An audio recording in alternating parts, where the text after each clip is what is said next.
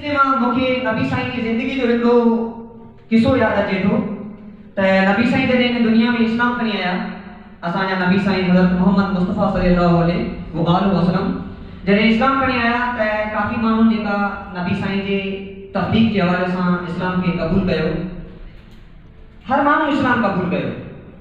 पर नबी साईं जॾहिं पंहिंजे चाचा अबू तालिब जे नाले जी तव्हांखे ख़बर हूंदी त नबी साईं पंहिंजे चाचा अबू तालिब वटि विया ऐं पंहिंजे चाचा खे चयईं त चाचा इस्लाम क़बूल कयो। त हिकु दफ़ा विया, ॿ दफ़ा विया, टे दफ़ा, 4 दफ़ा, 5 दफ़ा, अहिड़े हवाले सां नबी साईं 40 दफ़ा विया अबू तालिब वटि, पंहिंजे चाचा अबू तालिब वटि 40 दफ़ा विया। पर संदन चाचा अबू तालिब हिकु बि न ॿुधी। त नबी साईं ॾाढा हैरान थिया। नबी साईं खे ॾाढो जेका दिली हिकिड़ो सदमो पहुतो। त नबी साईं खे जॾहिं का सदमो पहुचंदो हो या नबी साईं खे जॾहिं का दुख पहुचंदो हो त नबी साईं सदाईं गार हिरा में वेंदा हुआ। गार हिरा जी बि तव्हांखे ख़बर हूंदी त गार हिरा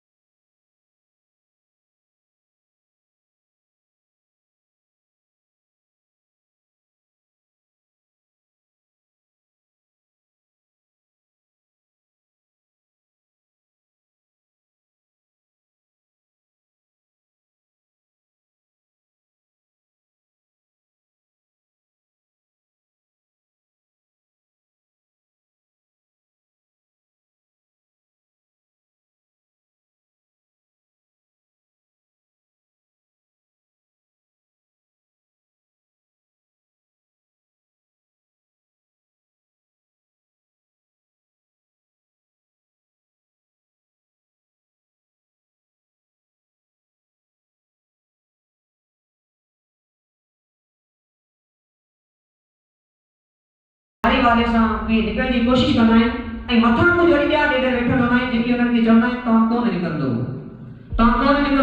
निकिरंदो हेठि ॿिन्ही ॾेढ मां हिकिड़ो ॾेढ वीचारो कोशिशि करणु छॾे ॾींदो आहे। पर ॿियो ॾेढ बार बार कोशिशि मुसलसिल जेका कंटिन्यूली जेका जाकोड़ ऐं महिनत खां पोइ नेठि ने कुएं खां ॿाहिरि निकिरी ईंदो आहे। आख़िरी ख़बर पवंदी आहे हू साॻियो ॾेढ जेको ॿाहिरि निकिरी ईंदो आहे हू कननि खां ॿोड़ो हूंदो आहे।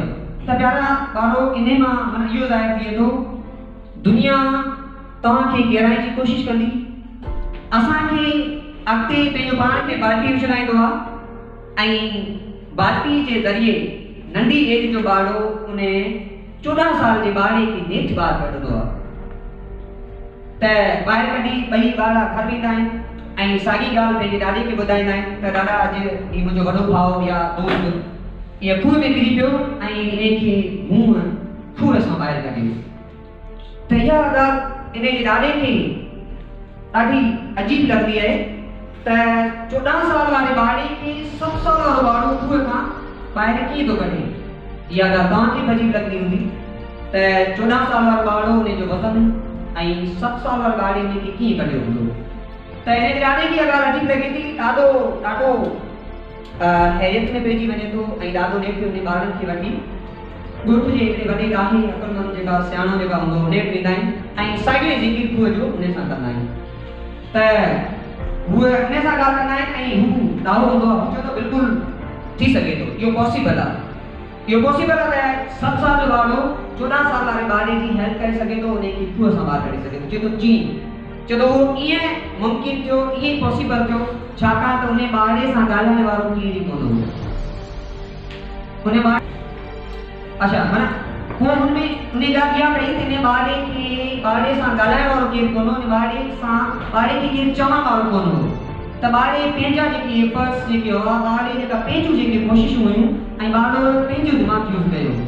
त इन लेसन मां असांखे इहो सबक़ मिले थो त असांखे माण्हुनि खे दरगुज़र करिणो पवंदो। जेकॾहिं तव्हांखे इंग्लिश ॻाल्हाइण जो चइजे थो, तव्हांखे स्पीच करण जो चइजे थो त माण्हुनि जी हिकु न ॿुधणी आहे असांखे। त मुंहिंजो दोस्त छा चवंदो, मुंहिंजो मासा छा चवंदो, माण्हुनि खे दरगुज़र करिणो आहे, असांखे अॻिते वधिणो आहे। जेकॾहिं काफ़ी ॿार जेके होशियार आहिनि उहे ईअं सोचनि त हाणे दुनिया जो सभु इल्मु मूं हासिलु करे छॾियो आहे, असांजी मंज़िल अञा अॻिते। ठीकु आहे, त महिरबानी।